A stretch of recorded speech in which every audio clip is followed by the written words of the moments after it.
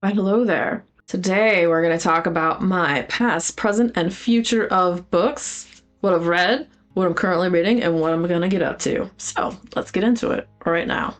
So, a book I currently read was called The Echo of Old Books by Barbara Davis. And this story follows this girl named Ashlyn. She owns a rare bookshop, and growing up, she had some tragedy in her life. Her mom had died of cancer and decided she didn't want any treatment and just wanted to just basically leave. And she always kind of felt abandoned by her mother, and her father was kind of horrible, just a big POS. When her mother passed, the dad, on I believe it was her 16th birthday, like went up in the attic and shot himself. And so she's had a very traumatic upbringing. But this bookstore that she has, this was her sanctuary when she was a kid. The previous owner, she would go there when stuff was really bad with her family, and she would just sit there and read. And eventually he hired her, and him and his wife never had children. So he left the bookstore to her when he passed. And so she inherited this bookstore. She does also business with the rebinding of books and whatnot. Now there's another bookstore down the way. She gets this call one day, and this guy that owns a bookstore is like, hey, I got a bunch of boxes of books in. I'm not sure if you want to go through them and see if you want anything for the bookstore, da da da da da da. So she's like, okay, go see if there's any rare books, because they were brought in because there was this guy, his father passed away, and so he's just getting rid of all these old books. And she comes across this beautifully old bound book.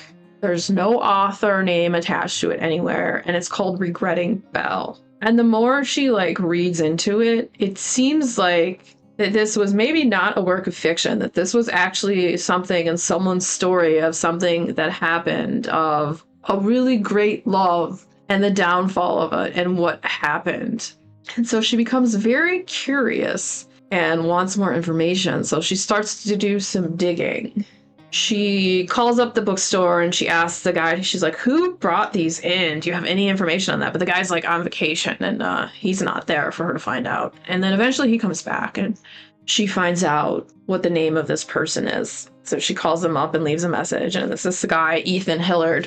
She's has a few questions she wants to ask him about his family, and a lot of his family had been estranged that he didn't really talk to, and this, that, and the other. Eventually, the guy at the other bookstore calls her again, and he's found another book that he thinks that she's going to want to have, and it's pretty much bound and very similar to this Regretting Belle book that she has.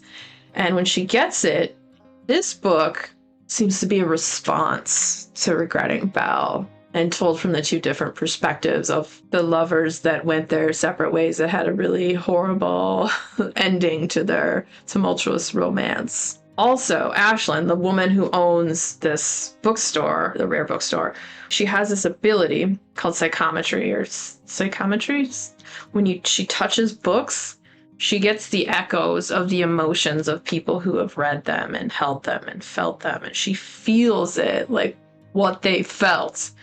So when she had first touched both of these books, she didn't feel anything until she opened them. And then it was like a deluge of emotion and just weirdness. And so, yeah, it turns out that these two books were written, and the one that was about Belle was one of his relatives, his aunt, who he had never met, that his dad had had a good relationship with her, but then they kind of had a falling out.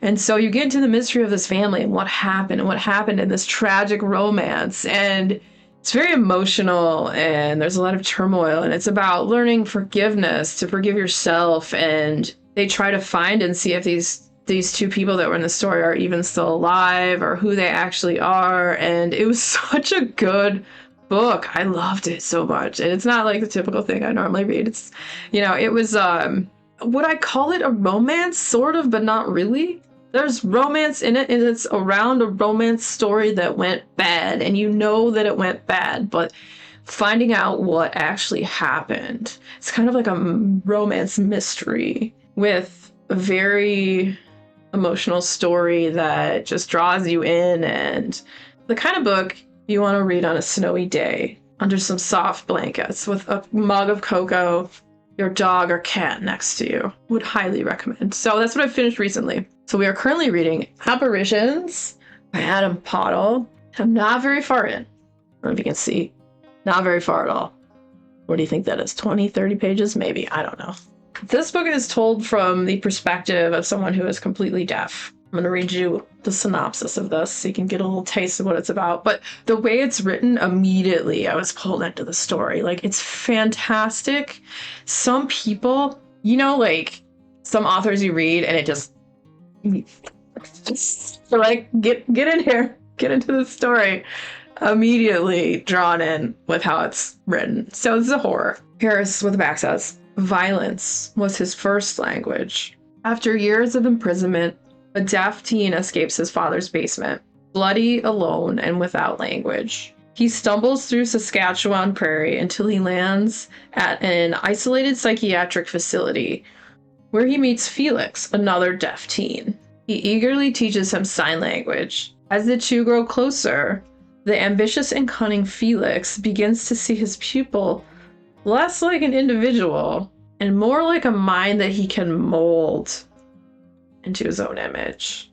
And as his ego grows, his plans to break free from the facility become increasingly more dangerous. I thought it was really unique that it's told from the perspective of an entirely deaf person, because the way that it talks about in the beginning of this, when he's not really trying to speak, he's just trying to make sounds and noise and how it comes across and like how he feels vibrations and different stuff. It's really like fascinating, and you just don't see that. I can't say I've ever read a book from this perspective, so I'm really intrigued to get deeper into it. And there's a little thing here that says, Apparitions is a powerful story like no other, with prose compared to Cormac McCarthy and Jack Ketchum. This is horror literature at its finest. So I'm excited to read more of this. We'll be reading more of this tonight.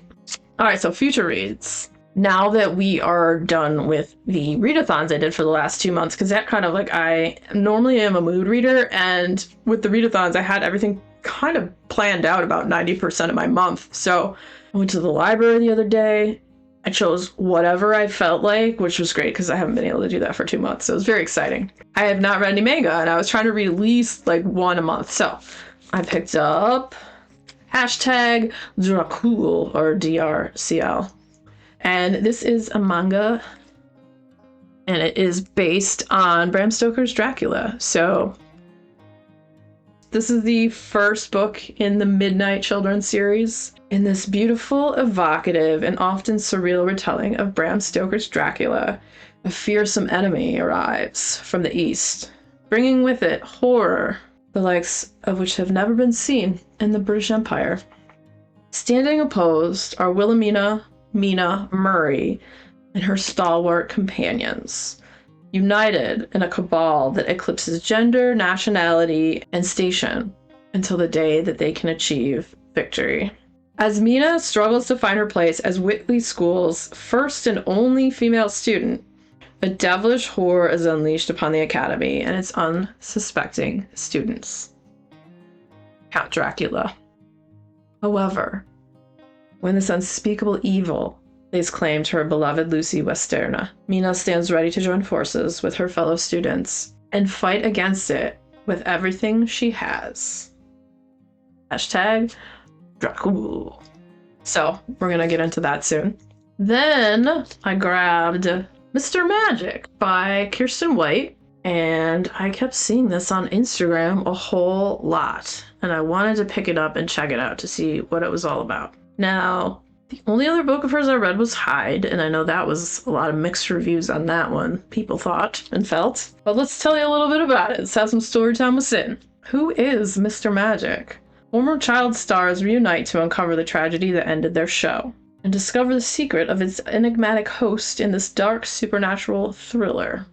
In the 30 years since the tragic accident shut down production of the classic children's program Mr. Magic, the 5 surviving cast members have done their best to move on. But just as the generations of cultishly devoted fans still cling to the lessons they learned from the show, the cast, known as a circle of friends, they have spent their lives searching for the happiness they felt while they were on it. The friendship, the feeling of belonging, and the protection of Mr. Magic. But with no surviving video of the show, no evidence of who directed or produced it, and no records of who or what the beloved host actually was, memories are all the former circle of friends have. Then a twist of fate brings the castmates back together at the remote desert filming compound that feels like it's been waiting for them all this time. Even though they haven't seen each other for years, they understand one another better than anyone has since. After all, they're the only ones who hold the secret of that circle, the key to the mystery of the magic man and his infinitely black cape, and maybe, just maybe, the answers to what really happened on that deadly last day. But as the circle of friends reclaims parts of their past, they begin to wonder, are they here by choice? Or have they been lured into a trap? Dun dun dun! So that sounds pretty good. I look forward to reading that. And because I love weird things, the book, Experience with Non-Human Intelligences. Encounters by D.W. Pasulka. Dun dun dun. Weird stuff. So this is explorations with UFOs, dreams, angels, AI, and other dimensions. And I thought it sounded kind of fascinating. So let me tell you a little bit about this book. A revolution is underway. For the first time in human history, we are beginning to achieve what has only been possible in our imaginations, gaining access to virtual worlds and outer space. Author D.W. Pasulka gives readers a front row seat to the revolution, exploring the work of experts across the spectrum of fields including space technology, artificial intelligence, and other new technologies. These experts believe that their work connects them to other worlds and report experiences with UFOs, vivid dreams, and other dimensions, offering insight that will transform the reader's perception of UFOs.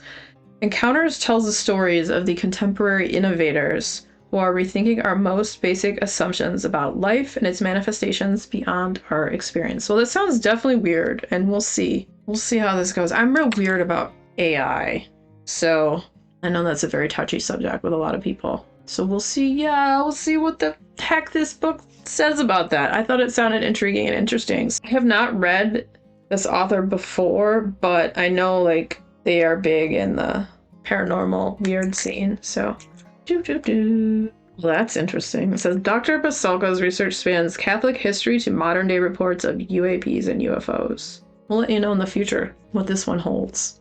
This is Sin's Moody December, where I read whatever the heck I want. And it's going to be great. I'm looking forward to it. Yeah! If you're a fan of videos where I talk about multiple things that I'm reading or have read, the next video coming up will be about that, so stick around, check it out. And if you had fun hanging out today, hit that subscribe button, come back, see me again, and we'll talk about more bookish things and weird stuff.